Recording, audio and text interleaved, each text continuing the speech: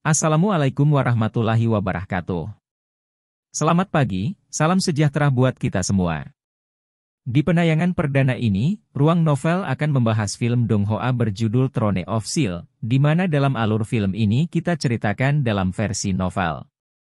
Alur cerita ini pastinya sama dengan versi film yang baru tayang tahun ini. Sebelum Ruang Novel memulai menceritakan, siapkan cemilan serta minuman kamu agar lebih nyaman untuk mendengarkan alur film ini. Cerita berawal di sebuah kota bernama Odin yang berisi 3.000 rumah tangga, terletak di perbatasan selatan aliansi Kuil dan dianggap sebagai salah satu desa terbesar di bawah kota Hallyu. Matahari pagi mulai terbit, sentuhannya yang cerah dan hangat dengan hati-hati merawat bumi, seolah memanggil semua orang untuk bangun.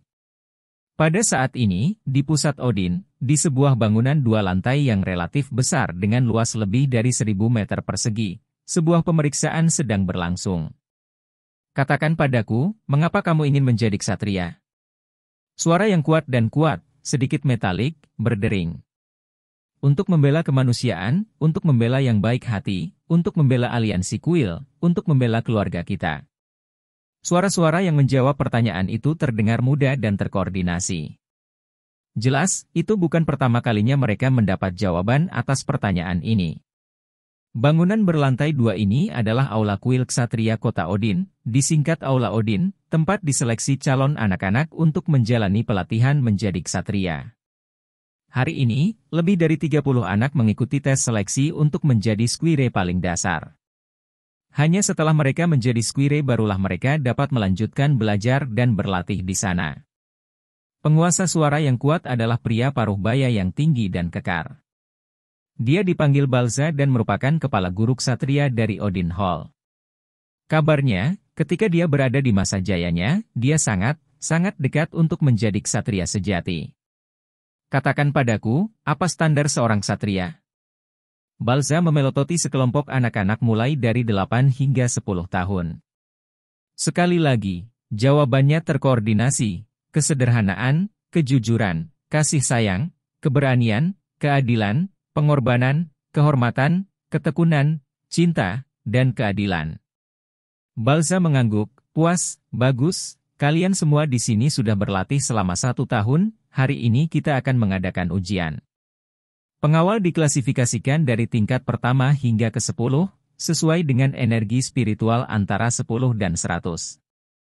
Tugas Anda hari ini adalah untuk mencapai setidaknya energi spiritual di atas 10 dan dengan demikian menjadi pengawal tingkat pertama. Semua yang berhasil lulus ujian ini akan dapat tinggal di sini dan berlatih selama 3 tahun lagi dan kemudian berpartisipasi dalam penilaian akhir untuk menjadi ksatria resmi. Hanya setelah Anda menjadi, seperti saya, seorang ksatria resmi, Anda dapat dianggap sebagai anggota asli Kuil. Sekarang mari kita mulai, Jiang Hu. Ya. Seorang pemuda dengan perawakan yang cukup besar berjalan ke depan, mengeluarkan pedang kayu yang diikatkan di punggungnya. Semua pemuda ini memiliki peralatan yang sama, pedang kayu dengan panjang 1 meter, lebar 1/3 meter, dan ketebalan 2/3 meter. Ujian untuk menjadi pengawal sederhana, di depan Balza ada sesuatu yang tampak seperti balok kayu besar yang terhubung ke hutan batu. Di dalam alur batu itu ada manik-manik batu. Memukul balok kayu akan membuat manik-manik batu bergetar dan menilai dari ketinggian di mana manik-manik batu memantul, energi spiritual ditentukan. Ini dapat dianggap sebagai metode yang ketinggalan zaman untuk mengevaluasi energi spiritual tetapi sangat tepat ketika mengevaluasi energi spiritual di bawah 100. Energi spiritual, dalam Sheng Mou Dalu, 1, adalah faktor utama yang digunakan dalam mengevaluasi, peringkat, setiap orang dalam pekerjaan mereka, apakah mereka ksatria, penyihir, atau profesi lainnya. Tingkat energi spiritual yang digunakan sebagai faktor utama untuk menilai kekuatan mereka. Tingkat 10 umumnya merupakan tingkat energi spiritual rata-rata untuk pria dewasa normal. Jiang Hu berteriak keras dan dengan kedua tangan menggenggam pedang kayu, dia mengayunkannya dengan keras ke balok batu. Bang, kacang batu itu bergerak ke atas dan ke bawah. Balza mengangguk, puas, dan mengambil dari tangannya daftar nama saat dia berkata, Jiang Hu, energi spiritual tingkat 13, kamu lulus. Selanjutnya, pemeriksaan ini dilakukan dengan cepat dan dalam sekejap, setengah dari orang-orang sudah selesai, yang berhasil sekitar setengah dari mereka. Long Hao Chen. Saat dia menyebut nama ini, Balza tanpa sadar menundukkan kepalanya. Di hadapannya adalah sosok tubuh muda yang kurus.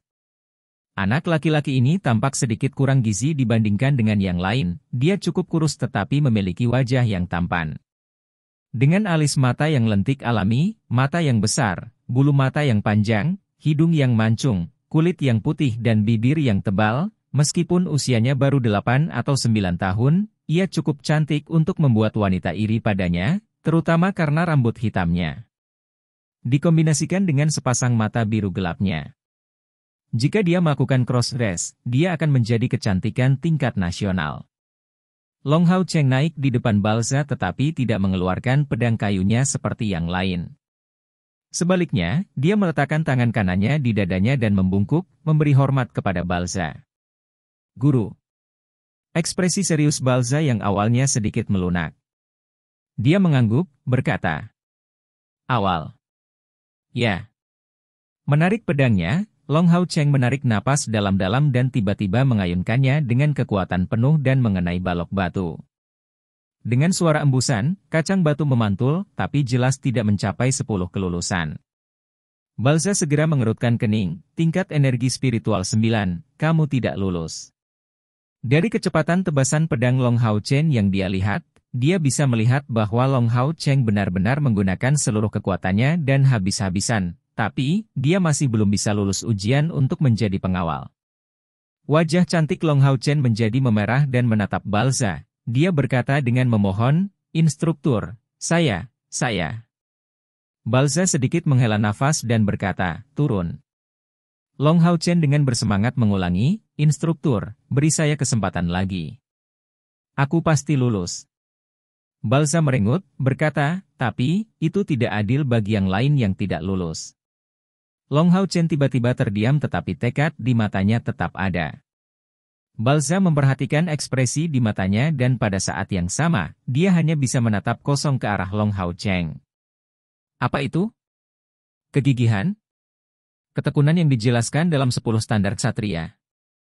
10 standar ksatria adalah 10 esensi ksatria.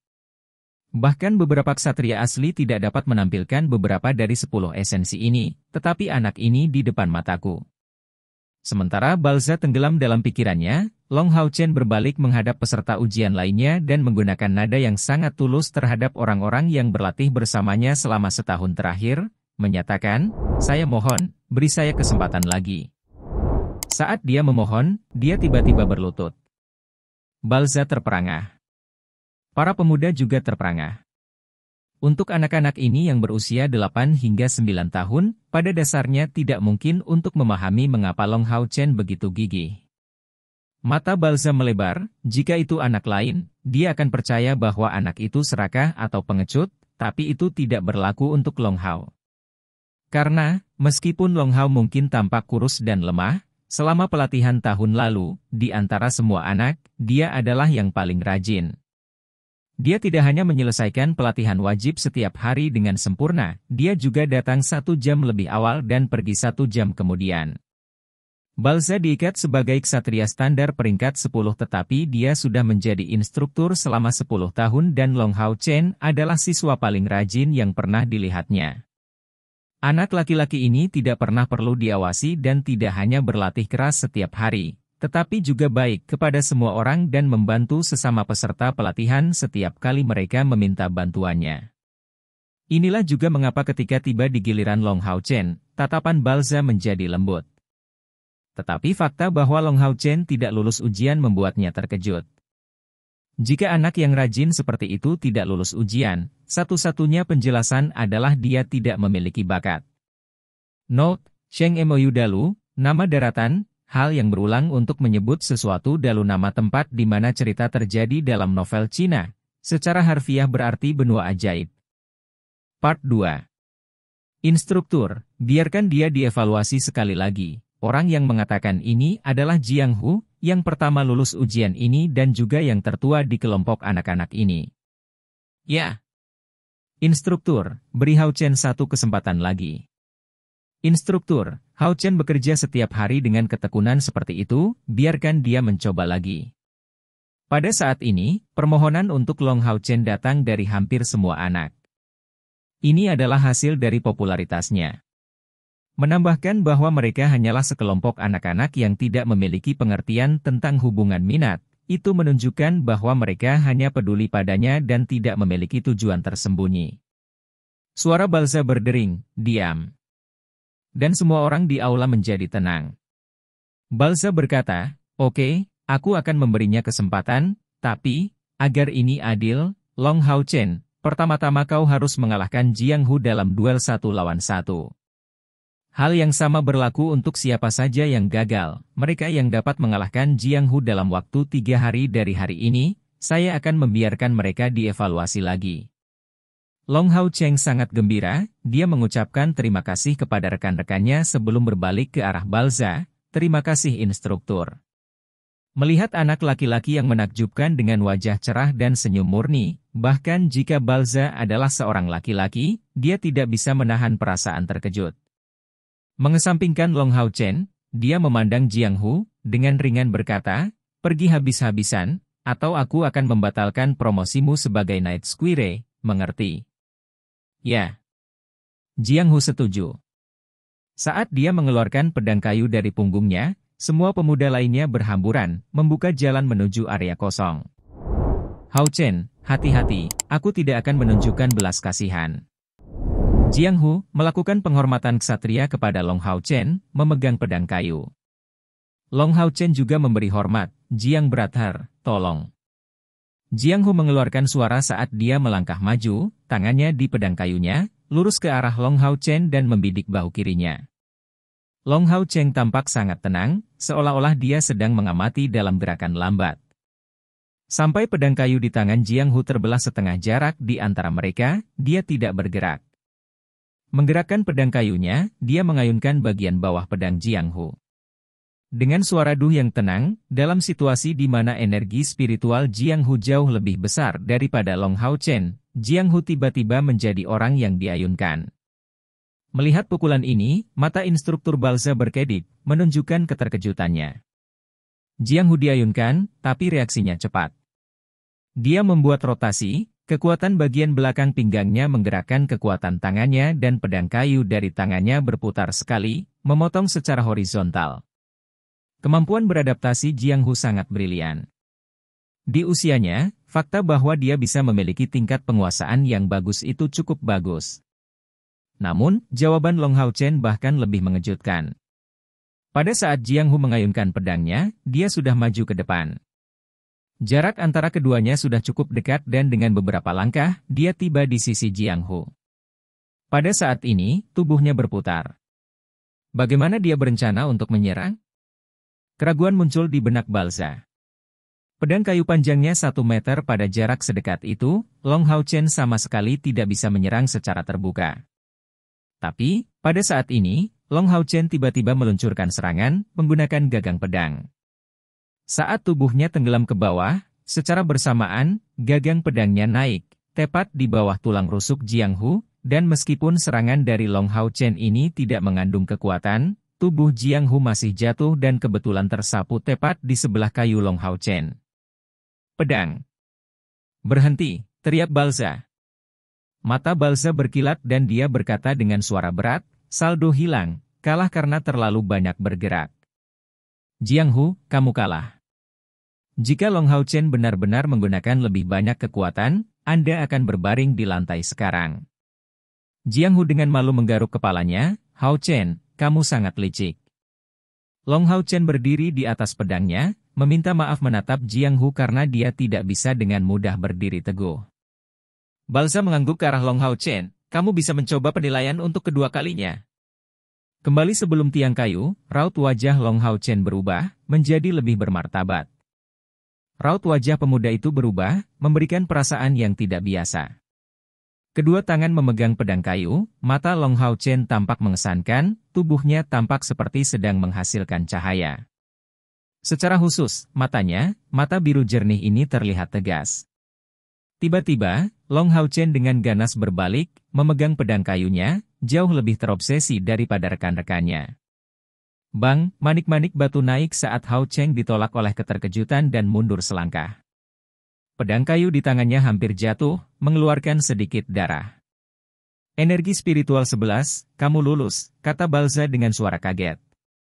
Pergi dari tingkat energi spiritual ke-9 ke tingkat ke-11, itu terdengar seperti perbedaan kecil dari 2 tingkat. Namun, dalam penilaian sebelumnya, Long Hao Cheng sudah habis-habisan. Untuk menghasilkan peningkatan seperti itu berarti potensinya di pada batasnya. Setelah kejutan singkat, Balza kembali normal, membiarkan Long Hao Chen pergi ke rumah sakit untuk membalut, dan melanjutkan penilaian berikutnya. Penilaian sudah selesai.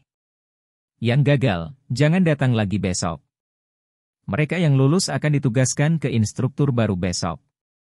Sekarang bubar, setelah menerima beberapa elemental training liquid, kamu bisa kembali ke rumah. Terima kasih instruktur. Pemuda itu berteriak serempak. Long Hao Chen, kamu tinggal sedikit lebih lama.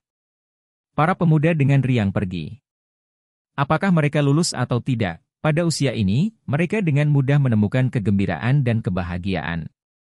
Yang tersisa di kuil Aula Odin hanya 2 orang, Long Hao Chen dan instruktur Balza.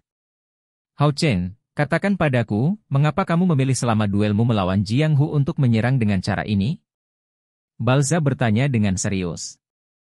Long Hao Chen menjawab tanpa ragu, karena kekuatanku tidak sebanding dengan kakak laki-laki Jiang Hu, jadi aku hanya bisa mencari kelemahannya. Anda mengajari kami bahwa saat menyerang, titik terkuat ada di ujung pedang dan semakin dekat ke pegangan, semakin lemah kekuatannya. Jadi pada saat dia menyerang, saya menempatkan pusat gravitasinya di pinggangnya, jadi saya hanya menutup jarak, membidik pusat gravitasinya, mencegahnya menggunakan kekuatan penuhnya, sehingga dia tidak punya cara untuk terus menyerang.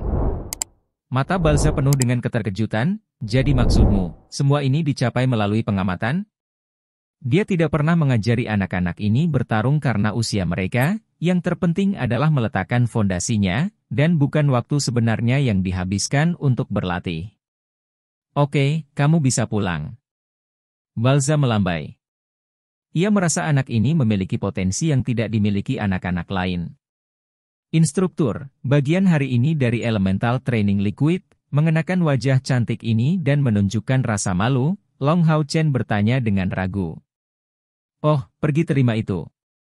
Instruktur, selamat tinggal. Long Hao Chen dengan senang hati pergi. Saat dia melihat sosoknya yang melompat dari belakang, Balza tidak bisa menahan senyum. Anak ini, dia berperilaku baik, bekerja keras, dan sepertinya dia memiliki bakat bertarung yang sangat menjanjikan. Ini benar-benar benih bagus yang langka. Apakah kamu tahu mengapa dia bisa menemukan titik lemah lawan dengan begitu mudah?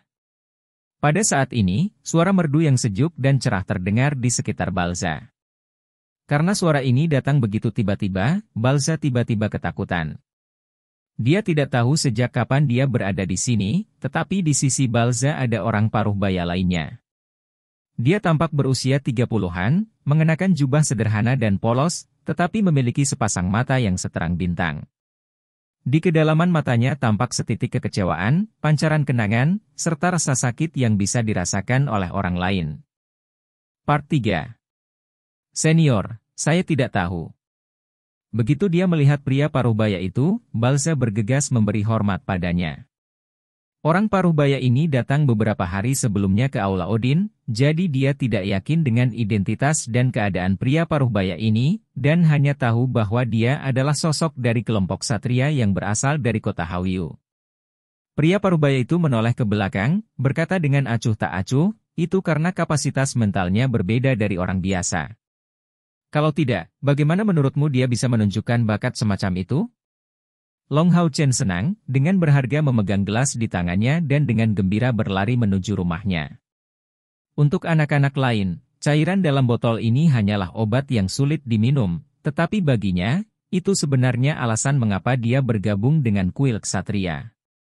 Saat dia berjalan, dia berpikir keras, kakak Jiang Hu benar, cairan pelatihan elemen ini benar-benar hal yang baik. Sejak dia mulai meminum sebotol ini setiap minggu, kesehatan ibu menjadi lebih baik. Ibu, maaf, Anda mengajari saya bahwa sebagai seorang pria, saya tidak bisa memohon pada orang lain, tetapi jika saya tidak bisa lulus ujian hari ini, saya tidak akan pernah bisa membawakan Anda lagi elemental training liquid untuk diminum. Jika Balza mendengar ucapan Long Hao Chen, dia akan menatapnya dengan heran. Bagi kuil ksatria, cairan pelatihan elemen adalah sejenis obat yang memiliki efek pada anak-anak di bawah 15 tahun, memungkinkan mereka untuk memperkuat hasil kultivasi dasar, membantu pelatihan mereka dan meletakkan fondasi tubuh mereka. Alasan mengapa Long Hao Chen hampir gagal dalam ujian hari ini adalah karena dia tidak meminum cairan pelatihan elemen sama sekali. Semua itu diberikan kepada ibunya. 1 tahun yang lalu, dia hanya seorang bocah lelaki kurus dan lemah dan hari ini, dia harus melakukan upaya intensif untuk menembus tingkat energi spiritual ke-10 sambil membiarkan ibunya meminum cairan pelatihan elemennya, yang seharusnya mendukung energi spiritualnya. Penanaman. Untuk seorang anak berusia 9 tahun, dalam hal kesulitan, melalui uji coba ini benar-benar melampaui rintangan ujian untuk menjadi ksatria standar. Sinar matahari jatuh di tubuh Long Hao Chen, bersinar dengan semacam kilau emas yang seolah-olah berasal dari lubuk hatinya. Rumah Long Hao Chen terletak di sisi barat kota Odin, dia bahkan harus menyeberangi sungai untuk mencapainya. Dengan cepat, dia melewati jembatan kayu. Namun, dia tidak langsung pulang, melainkan menyusuri jalan kecil yang memberikan akses ke hutan di sebelah barat Odin. Setiap kali dia mendapatkan cairan pelatihan elemen, dia harus terlebih dahulu mengambil beberapa sayuran, sebelum dia bisa memberikannya kepada ibunya untuk diminum, kemudian mencampur cairan obat dengan sayuran liar, menghasilkan sup dengan rasa yang kuat. Melewati hutan, dia dengan cepat mulai bekerja. Tahun-tahun ini, Long Hao Chen dan ibunya saling bergantung. Bahkan di kota Odin, rumah tangga mereka adalah yang termiskin dan, sebagai anak dari orang miskin, ia harus mengurus pekerjaan sejak dini, sedangkan banyak anak seusianya hanya tahu tentang bermain setiap hari.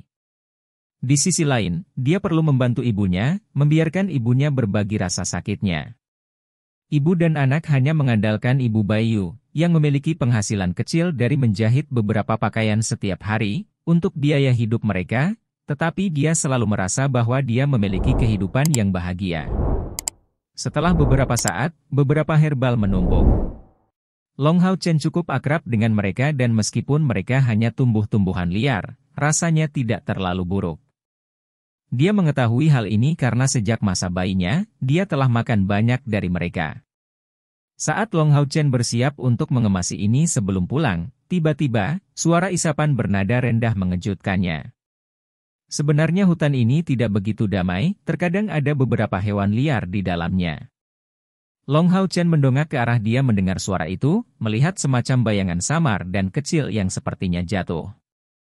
Didorong oleh rasa ingin tahunya, dia dengan hati-hati berjalan ke sana, dan setelah beberapa langkah, melihat bahwa bayangan yang jatuh di hutan ini sebenarnya bukan binatang buas, tetapi tiba-tiba seorang gadis kecil. Gadis kecil itu tampaknya berusia 7 atau 8 tahun, memiliki penampilan yang sangat halus, dan rambut pendek berwarna ungu.